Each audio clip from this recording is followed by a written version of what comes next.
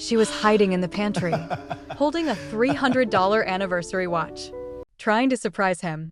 And then she heard it, his voice, easy and laughing, telling his brother exactly what she was worth to him. Once she pays everything off, I'm gone. She's not my class. She didn't drop the watch. She didn't make a sound. She just stood there in the dark and realized that everything she had poured into this man was never love to him. It was a loan he never planned to repay. But here's what her husband didn't know. The woman he planned to leave? She wasn't going to cry. She wasn't going to confront him. She was going to do something far more dangerous.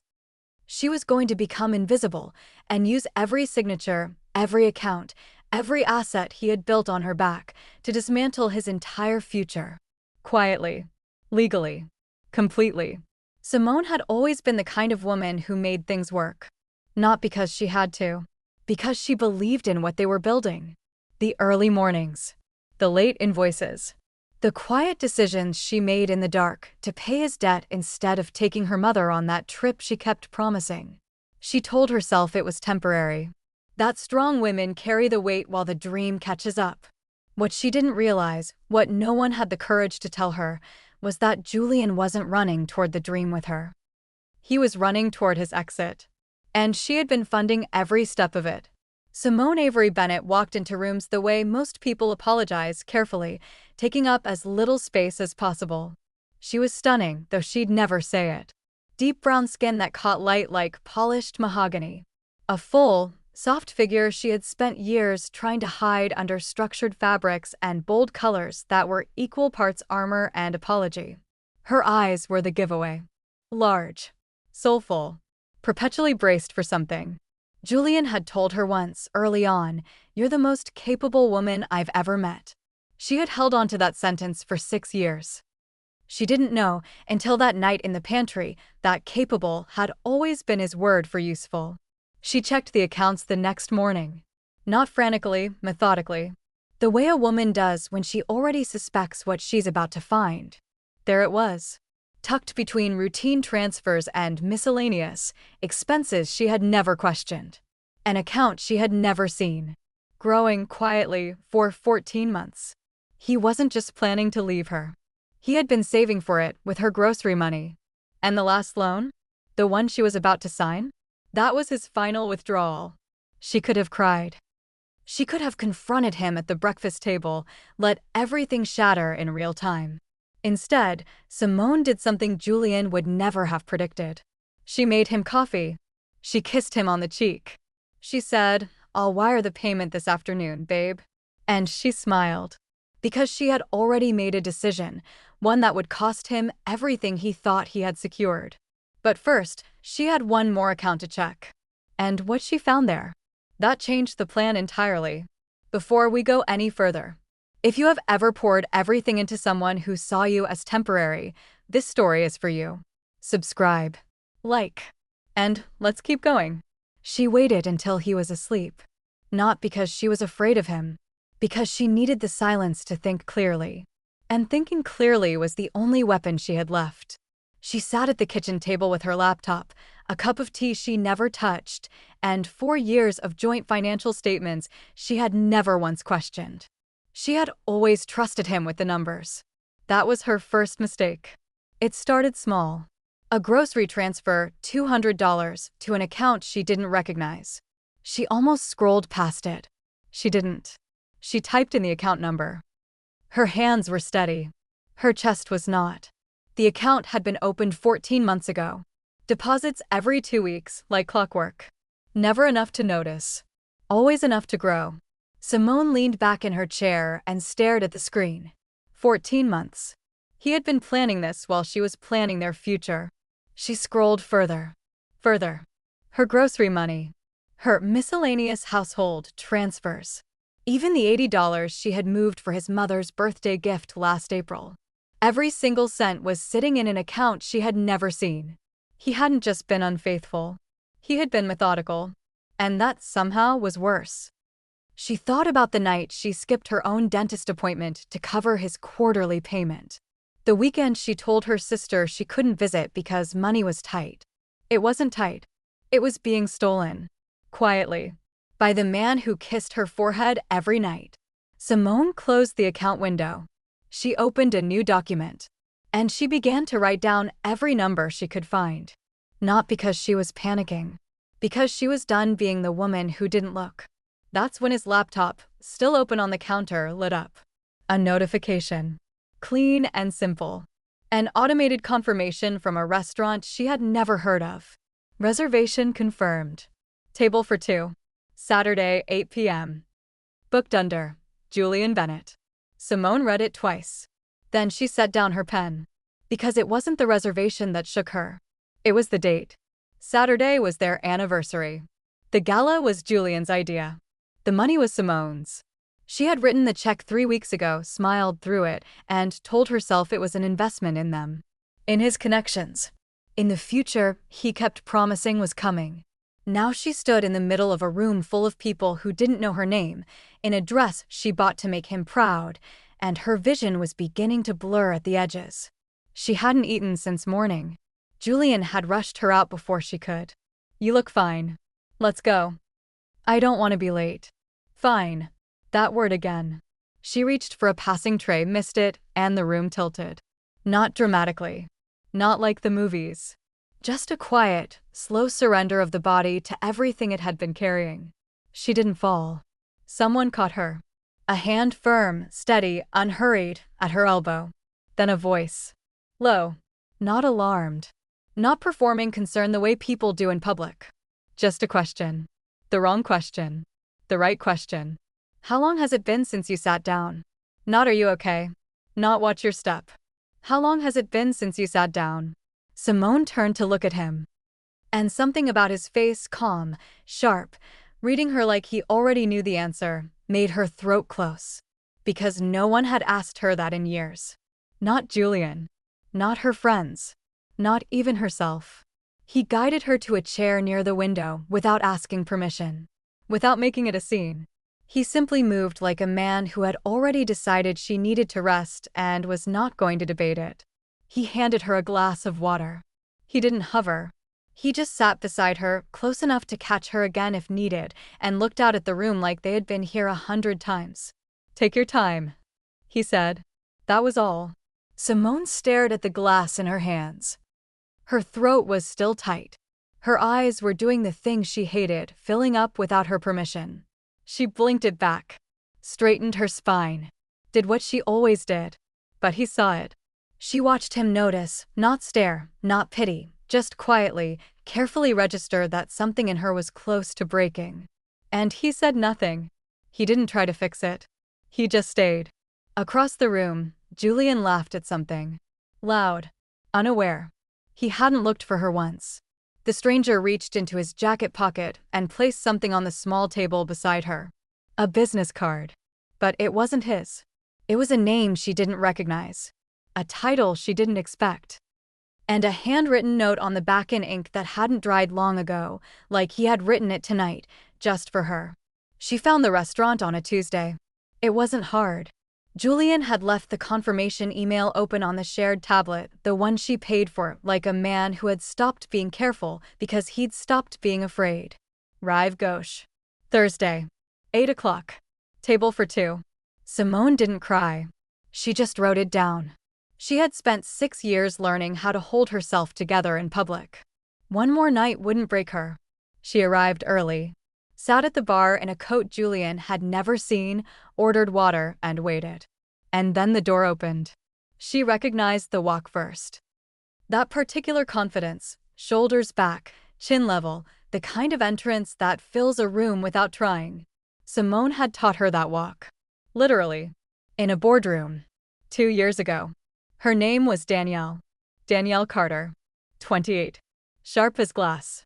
Simone had pulled her from an unpaid internship, fought for her salary, and sat across from her every Tuesday morning for 14 months teaching her how to negotiate, how to present, how to own a room. She had told her once, never let them see you shrink.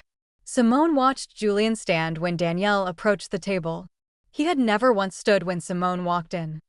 She sat very still at the bar and watched him become someone she almost didn't recognize. Attentive. Leaning in. laughing at things she said instead of dismissing them.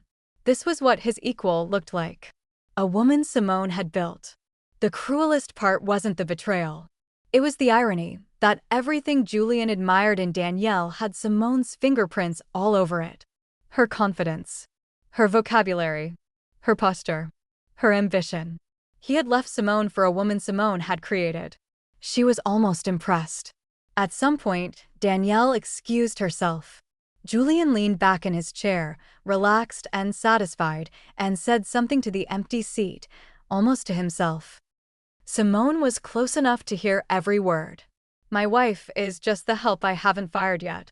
He smiled after he said it, like it was the funniest thing he'd heard all week. Simone set down her glass. Slowly, carefully. And for the first time since the pantry, she felt something she hadn't expected. Not heartbreak. Clarity. Chapti almost missed it. It was a single line, buried in a stack of bank statements she had already been through once. But something made her stop. A direct debit she didn't recognize. Monthly. Quiet. Consistent. And then gone. Cancelled 11 months ago. Simone knew that account number. She had set it up herself. After her mother's funeral. After the casket, the flowers, the white dress her mother had asked to be buried in. After all of it, she had set up that payment so her mother's headstone would be maintained. Cleaned. Cared for. Every single month. She had trusted Julian to keep it running while she was managing everything else. She had never thought to check. Her fingers moved before her mind caught up. She scrolled back. Found the exact date the payments stopped. Then she opened a different folder. And there it was, a car note. Monthly. Same amount. Starting the same week. A vehicle registered to a woman whose name Simone now knew by heart. He had taken the money. The money was meant for her mother's grave, and he had put it toward a car for the woman he was planning to replace her with. Simone sat very still. She didn't scream. She didn't cry. She just sat there, holding the paper, and thought about the last time she had visited the cemetery. How clean the stone had looked. How she had touched her mother's name with her fingertip and whispered, "I'm keeping my promise, Mama." She hadn't been keeping it. Julian had taken it. That was the moment the last wall came down. Not with rage. Not with tears. With something much colder, a stillness that felt like a door closing inside her chest. She had let this man use her money, her time, her credit, her silence. She had forgiven all of it. But not this. Her mother had died in a state facility while Simone paid his debts. And even then, even in death, he had found a way to take from her. She picked up her phone. Her hands were steady. She typed one message, not to Julian. To Malcolm. 3 words, "I need help." She hit send. And for the first time in years, she didn't take it back. She hadn't slept in 3 days. Not from grief. Not from anger. From thinking. Malcolm had said something that kept turning over in her mind like a stone she couldn't stop touching. They were sitting across from each other at a small table, coffee going cold between them, when he leaned forward and said it quietly. "Simone. Who paid the debts?" She stared at him. "I did." "Then who owns the assets those debts built?" The silence after that question was the loudest thing she'd heard since the pantry. She had been so focused on what Julian had taken from her emotionally, she had never stopped to count what she had already paid for legally. The equipment. The lease. The business license he had framed on their bedroom wall like a trophy. All of it. Funded by her. Signed by her. Secured by her credit. His name was on the door. But her name was on the debt, which meant her name was on the claim. Malcolm didn't celebrate the realization. He just watched her eyes change. "You don't need to fight him," he said. "You need to collect." She went home that night and sat with the documents for 4 hours straight. Not crying. Calculating. Every payment. Every transfer. Every quiet sacrifice she had written off as love and a man had written off as income. By midnight, she had a folder. Organized. Dated. Airtight. She didn't call a divorce lawyer first. She called a financial one. And then one by one, she began pulling the threads. No confrontation.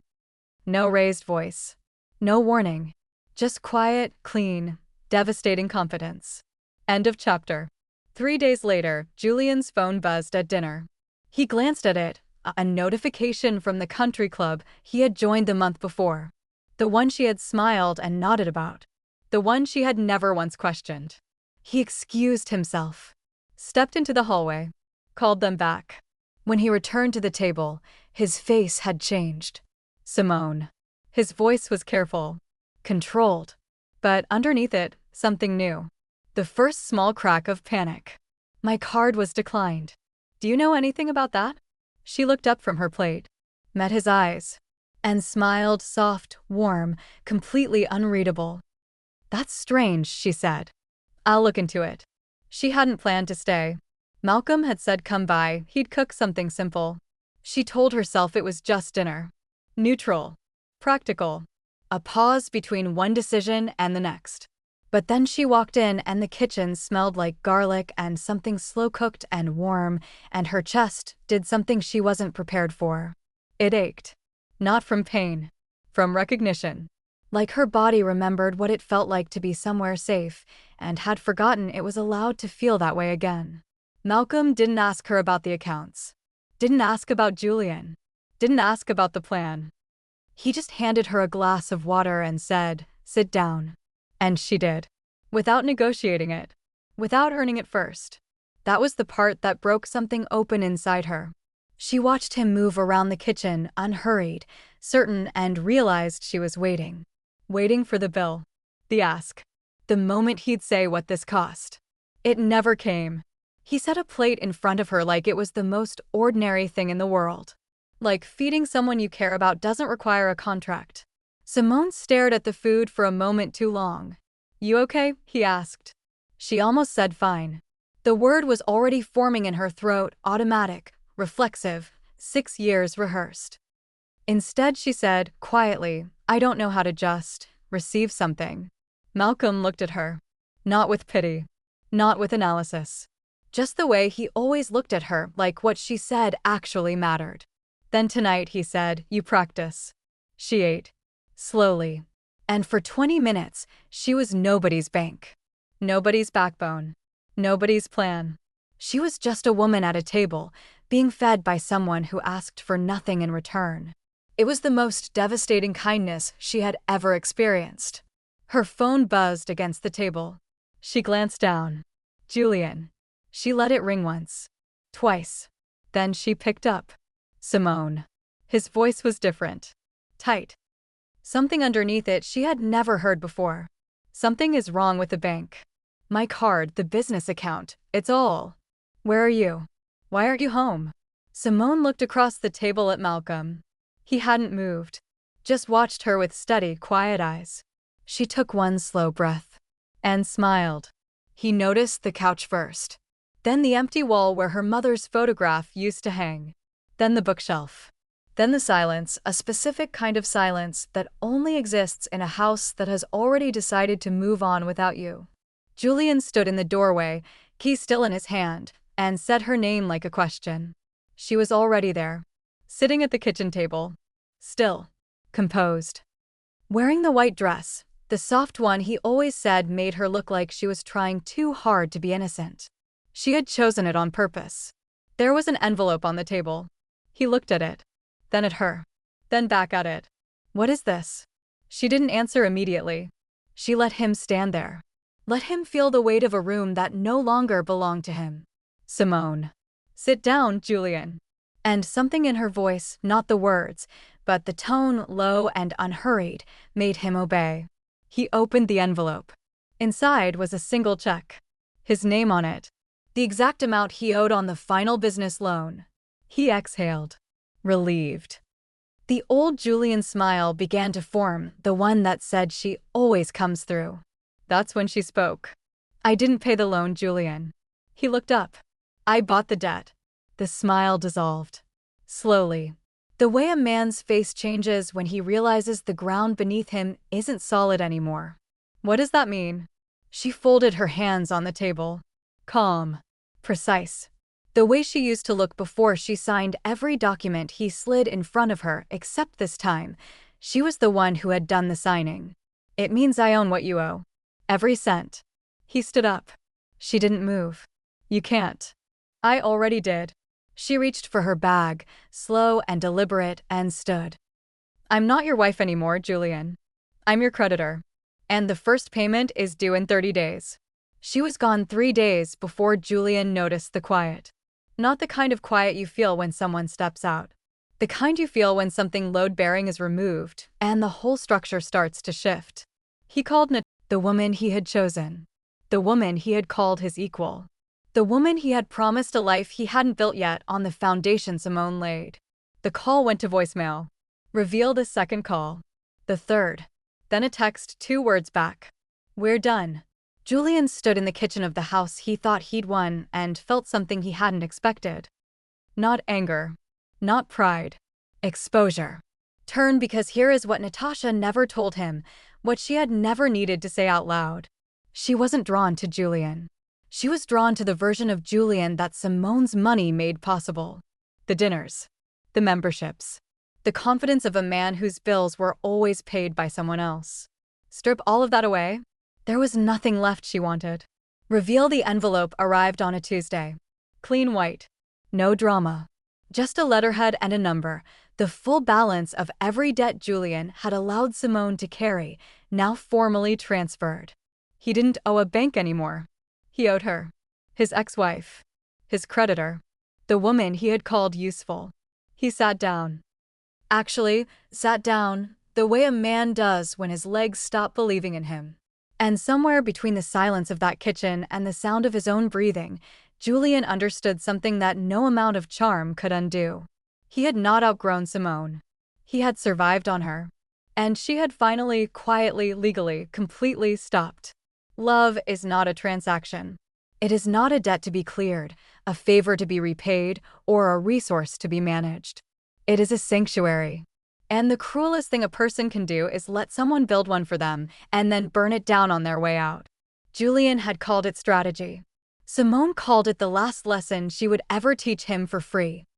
She was in the park when the sun began to soften, golden light settling over everything like a long exhale. Malcolm walked beside her, not ahead, not behind. Just beside. He glanced over. Said nothing for a moment. Then, quietly, "Do you want to lead, or can I walk beside you?" Simone looked at him. Really looked. And for the first time in years, she didn't calculate the cost of the answer. She just smiled. She didn't win by fighting back. She won by leaving quietly, completely, on her own terms. If this story stayed with you, if some part of you recognized her silence, her patience, her slow and painful waking up, then you already know this wasn't just fiction. Hit like for every woman who kept building while someone else kept taking. Subscribe, because stories like this one, they deserve to be found. Simone got her piece. You gave her a witness.